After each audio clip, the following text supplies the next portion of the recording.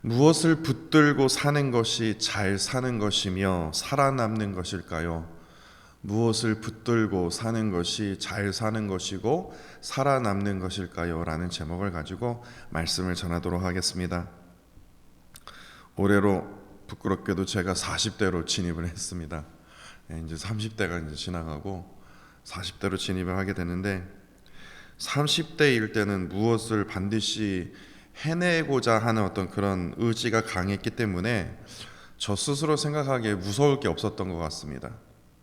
근데 이제 40대가 되자 무엇을 성취하기 위해서 애쓰기보다는 어떻게 사는 것이 잘 사는 것이고 또한 어떻게 사는 것이 살아남는 것인지에 대한 그런 고민을 많이 하게 됩니다. 이번 주에 우연히요, 한국에 있는 그 최고층 빌딩이 있지 않습니까?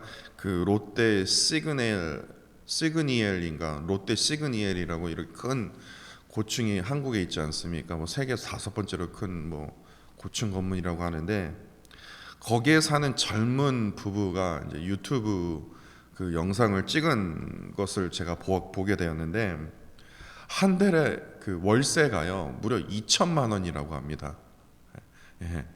2천만 원이에요.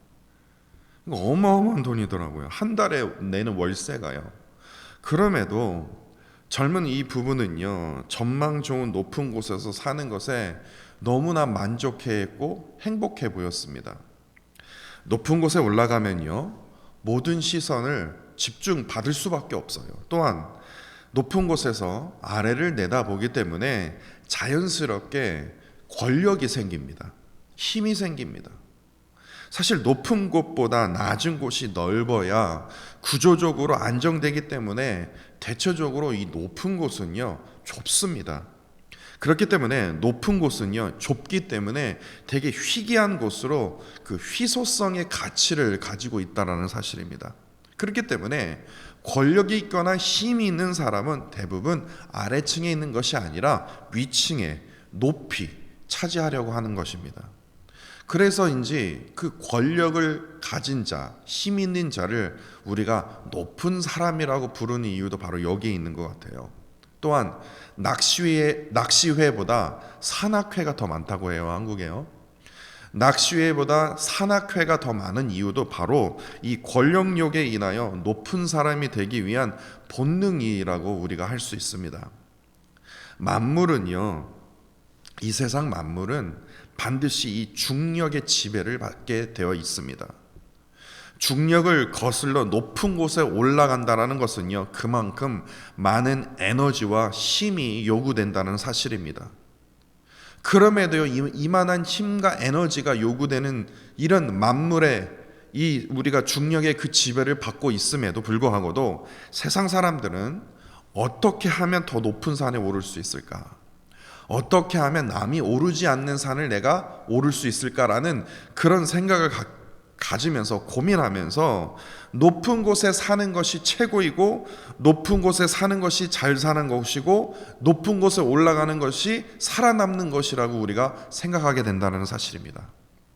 그러나 중요한 포인트는요, 우리가 항상 붙들고 있는 이 성경 말씀은 높이 올라가는 것에는 관심이 없습니다.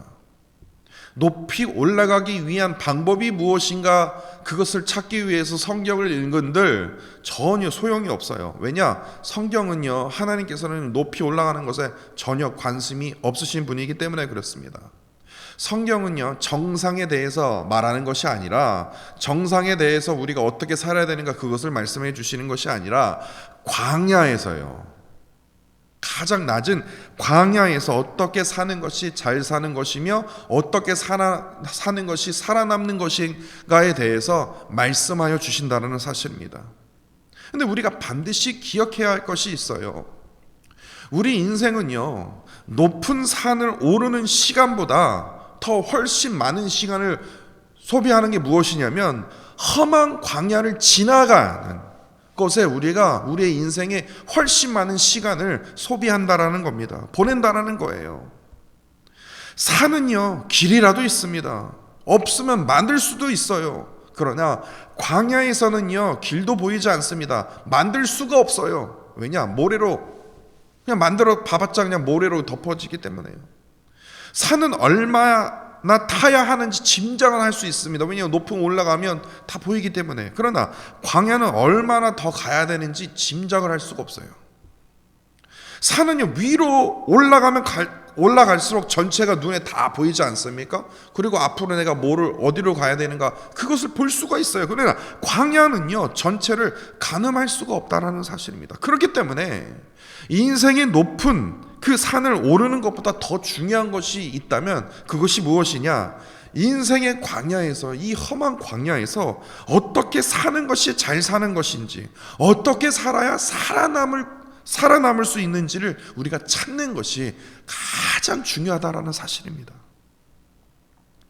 광야에서 정확한 방향을 알기 위해서는 우리가 어떻게 해야 됩니까?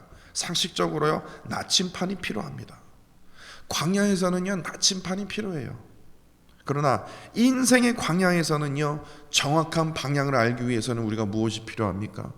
인생의 나침판과 같은 역할을 하는 하나님의 말씀이지 않습니까?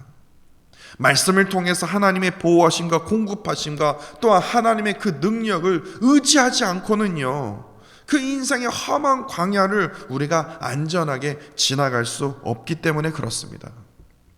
이런 의미에서 오늘 본문을 한번 자세히 한번 보십시오. 인생의 광야에서 우리가 무엇을 붙들고 의지하며 살아야 되는지 오늘 본문 말씀이 이것을 말씀하고 있다라는 겁니다. 예수님께서요, 9장을 보시면요, 12 제자를 파송하셨고요, 그리고 오늘 본문 10장에서는 누구를 파송하셨냐? 70인의 제자를 파송하시지 않았습니까? 이 두 가지의 차이가 있어요. 그런데 오늘 본문이 특이한 것은요, 마태, 마가, 누가 모두 12 제자를 파송하는 그 이야기가 기록이 되어 있지만, 소개하고 있지만, 특별히 오늘 본문 이 누가복음 10장에서는요 70인의 제자를 세워서 파송했다는 그 이야기가 오직 누가복음에만 기록이 되어 있다는 사실입니다. 마태, 마가, 요한복음에는 70인의 제자를 파송했다는 기록이 없어요. 오직 누가복음에서만 등장한다는 겁니다. 그렇다면 우리가 이런 질문을 할 수 있습니다. 누가는 어찌해서 70인의 제자의 이 파송 이야기를 누가복음에서만 소개를 했을까? 기록을 했을까? 오늘 보면 2절을 보십시오. 추수하는 일, 다시 말해서 선교의 대상이 너무나 많았기에 12 제자만으로 부족했다는 겁니다. 그렇기 때문에 더욱이요, 마태복음 10장 5절에서 6절을 보시면요, 예수님께서요 12 제자를 파송하실 때 이렇게 말씀하셨어요. 이방 사람들의 길로 가지 말고 사마리아인의 고을에도 들어가지 말고 오직 너희들은 이스라엘 집에 잃어버린 양에게로 가라. 그렇다면 지금 사마리아와 이방 땅에는 누가 선교를 해야 되는 겁니까? 그렇기 때문에 12 제자는요 유대 선교에 포커스가 되어 있고, 그리고 70인의 제자는요 이방 선교를 위해서 파송되었음을 우리가 깨달을 수 있습니다.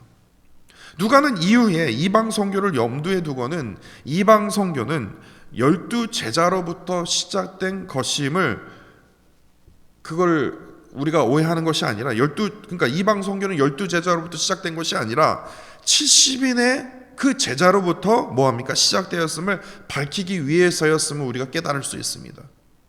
이후에 사도행전에서 소개될 이 사도 바울을 통해서 12 제자가 아니죠, 사도 바울을 통해서 세계 선교가 계속해서 이어졌음을 우리가 알 수 있지 않습니까? 그런데 우리가 좀 더 집중해서 살펴봐야 할 것이 무엇이냐? 예수님께서 12 제자를 파송하실 때나 70인 제자를 파송하실 때 여기서 가장 중요한 공통점이 하나가 있습니다.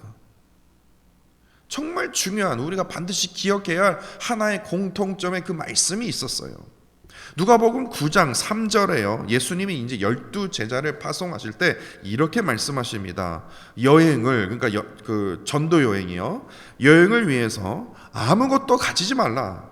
지팡이나 배낭이나 양식이나 돈이나 두 벌의 옷을 가지지 말며라고 말씀하셨어요. 12 제자에게요. 그리고 동일하게도 오늘 본문 4절 우리가 이 구절, 비슷한 구절을 또 보지 않았습니까? 예수님께서 70인의 제자를 파송하실 때 거의 비슷합니다. 전대나 배낭이나 신발을 가지지 말며라고 말씀하셨어요. 그러니까 전도 여행할 때 우리가 반드시 필요할 것이 무엇입니까? 제일 먼저 지팡이입니다. 지팡이는 그 야생동물이나 강도를 대항하기 위한 어떤 하나의 무기라고 생각하시면 돼요. 그리고 배낭은 무엇입니까? 상식적으로 양식을 담아야 되지 않습니까? 두 벌의 옷은, 또한 신발은, 또한 돈을 보관하는 전대는 가장 기본이 되는 최소한의 뭐합니까? 물품이라는 것입니다. 그런데 우리와 상식과 참으로 벗어나게도 예수님께서는요, 제자들과 12제자들과 70인의 제자들에게 절대로 아무것도 가져가지 말라라고 말씀하셨다는 겁니다. 그렇다면 예수님은 어찌해서 우리의 상식에 벗어난 이러한 말씀을 하셨을까요? 자신을 위한 지팡이를 갖게 된다면 우리가 어떤 현상이 벌어지냐? 예수님의 보호하심을 전적으로 의지할 수가 없어요. 나 자신을 위한 배낭과 양식을 갖게 되면 예수님의 이 공급하심을 우리가 느낄 수가 없다라는 겁니다. 의지할 수가 없다라는 겁니다. 나 자신을 위한 두 벌의 그 옷과 신발과 돈을 가지게 되면 예수님의 그 능력을 전적으로 우리가 의지할 수 없다라는 겁니다. 예수님께서 12제자와 70인의 이 제자들을 파송하실 때 이들에게 맡기신 이 선교는요, 가장 중요한 미션은 바로 두 가지입니다. 첫 번째, 병자들을 고치는 일입니다. 회복입니다. 이에 대해서 이제 내일 계속 이어서 더 집중적으로 이에 대해서 병자를 고치는 일, 이 회복이 어떻게 일어났는지 내일 말씀 전하도록 하겠습니다. 회복이에요. 두 번째로는 뭐냐면 하나님 나라를 증거하는 복음입니다. 이 두 가지예요.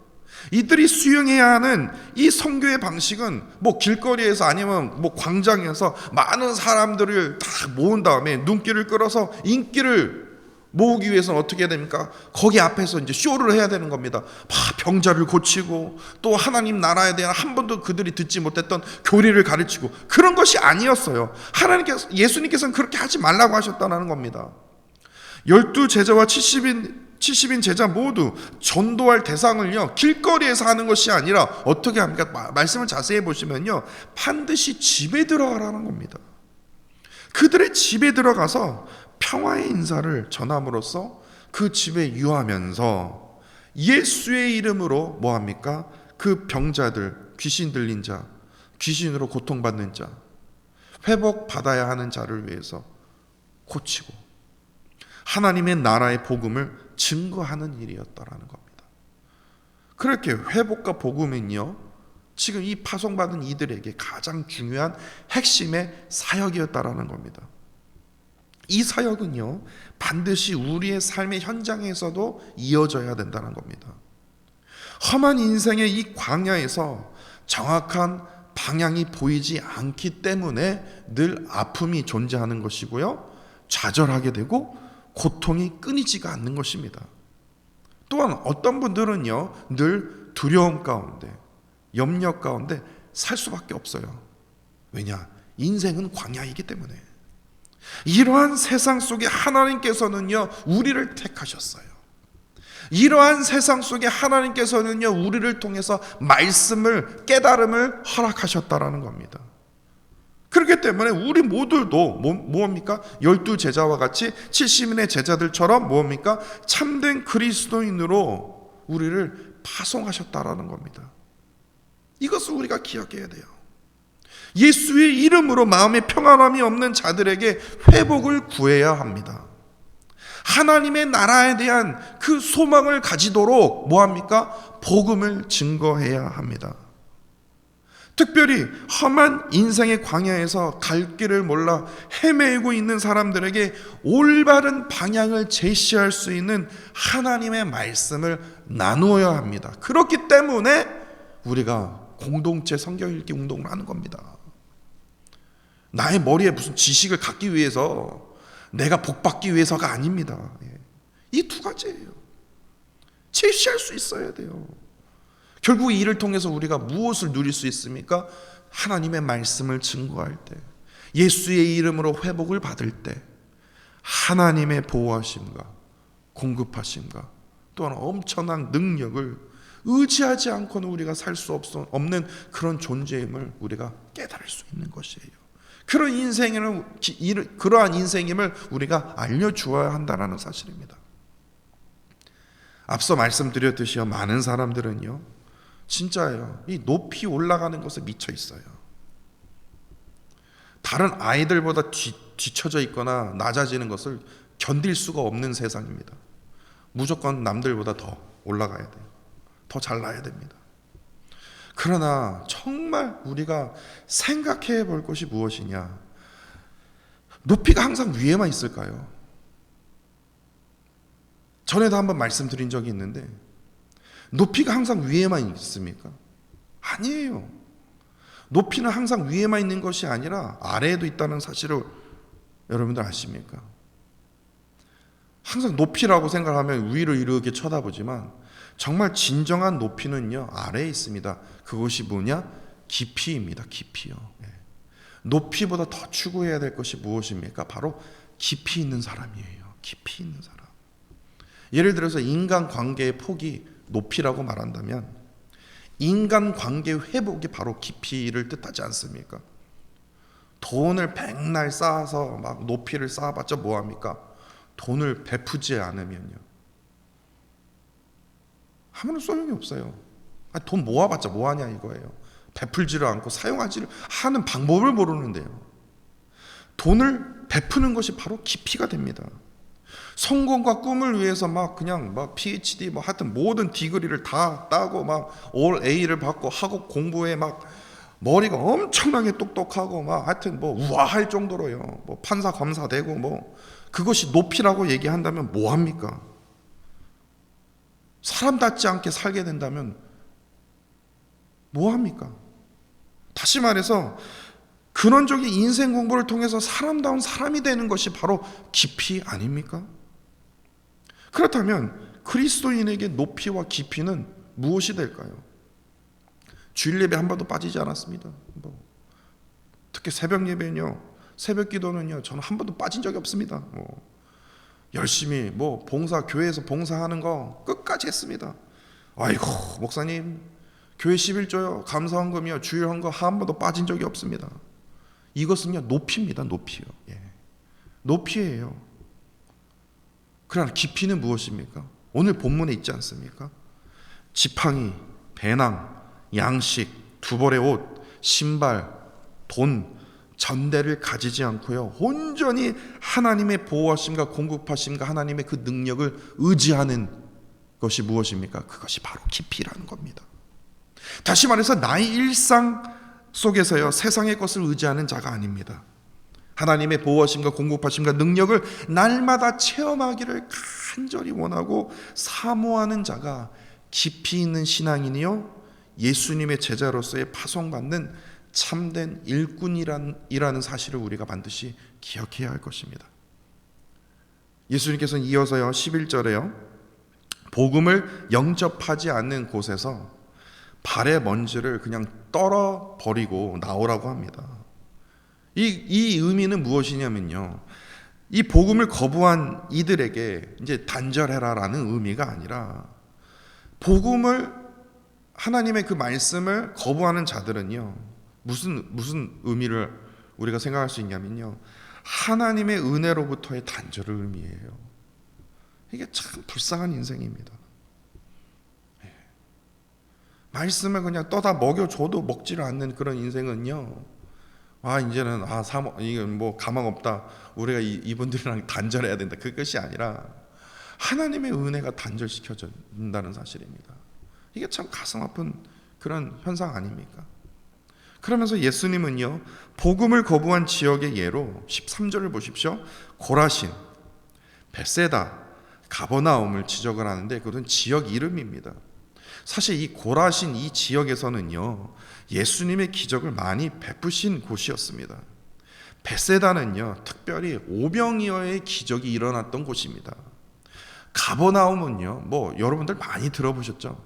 가버나움은요 예수님의 사역의 중심지라고 할 수 있을 만큼 예수님의 그 기적과 또한 그 기사가 정말로 수천 번 일어났던 곳이 바로 가버나움이었다라는 겁니다. 그런데 놀라운 사실은 이러한 곳에서 행하신 기적과 그 기사를 만약에 이방 땅인 두로와 시돈에서 내가 행했다라면 이들보다도 더 많이 회개했을 것이다 라고 예수님께서 말씀하셨다라는 겁니다. 이거 충격적인 사실 아닙니까? 교회에서 말씀 전하는 것보다 내가 세상의 말씀을 전하면 이들보다 더 많이 구원을 얻겠다, 이 말씀과 똑같은 의미입니다.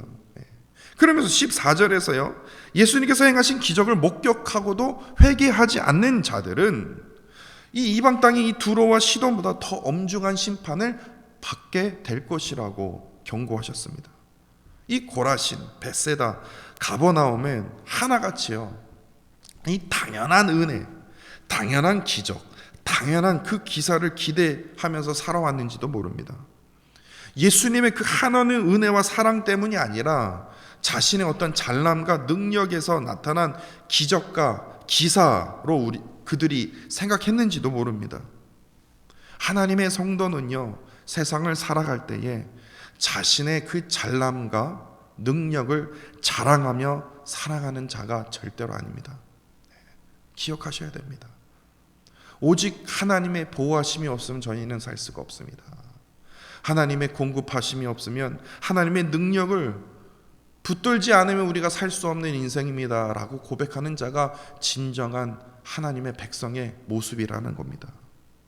이러한 삶을 살아갈 때 인생의 광야에서 잘 살 수가 있어요. 그 인생의 그 험한 광야에서요, 끝까지 살아남을 수 있다라는 사실입니다.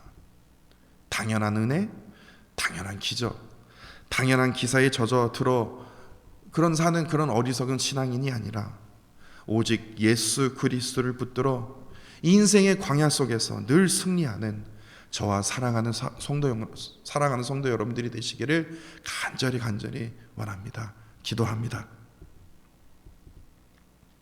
높아지기만 원하는 이 세상 속에서 오셔서, 그것도 가장 낮고 천한 모습으로 오신 예수님의 그 놀라운 깊이를 깨닫게 됩니다. 이러한 주님께서 주님의 그 은혜 없이는 오늘 하루도 살 수 없는 저희들에게 말씀으로 힘과 용기를 부어주심에, 또한 이 시간 이른 아침에 우리를 이끌어 주심에 진심으로 감사를 드립니다. 한없이 험한 인생의 광야 속에서 반드시 붙들어야 할 분은 오직 예수 그리스도 한 분밖에는 없음을 이 시간 고백하며 나아갑니다. 당연한 은혜, 당연한 기적에 젖어들어 사는 신앙인에서 벗어나 내가 누려왔고, 내가 지나왔고, 내가 걸어왔던 모든 순간이 오로지 주님의 은혜임을 고백하는 삶이 되도록 주님 인도하여 주시고, 특별히 주님의 그 보호하심과 공급하심과 능력을 의지하는 믿음의 신앙인으로 살아갈 수 있도록 주님 인도하여 주옵소서. 세상에서 높아지기보다는 주의 말씀 앞에 더욱더 깊어지는 자가 되게 하여 주시고, 우리의 일상 속에서 주님으로부터의 회복과 복음만을 증거하는 주님의 참된 제자로서 살아갈 수 있도록 주님 인도하여 주옵소서. 주님 사랑합니다. 감사드리며 예수 그리스도 이름으로 기도합니다. 아멘.